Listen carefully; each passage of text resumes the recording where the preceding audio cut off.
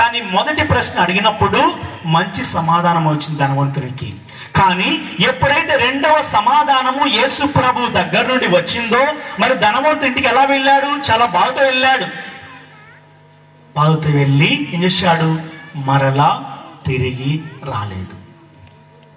ప్రియమైనటువంటి సహోదరి సహోదరులారా, మన జీవితంలో కూడా, మన కుటుంబాల్లో కూడా, మన సంఘంలో కూడా, మన వ్యక్తిగత జీవితంలో కూడా ఎంతో మంది కూడా మరి దేవుని ఎందుకు కోల్పోతున్నారంటే ఈ లోకంలో ఉండే వస్తువులకు మరి ఎక్కువ ప్రముఖమైనటువంటి ప్రాధాన్యత ఇవ్వడం ద్వారానే. యేసుప్రభు అన్నాడు యోహాను 14:6లో, నేనే సత్యం, నేనే మార్గం, నేనే జీవం అని చెప్పేసి ఎవరైతే నా వద్దకు రావాలని ఆశపడుతున్నారో వారికి నేను అందరికీ మార్గం అన్నాడు.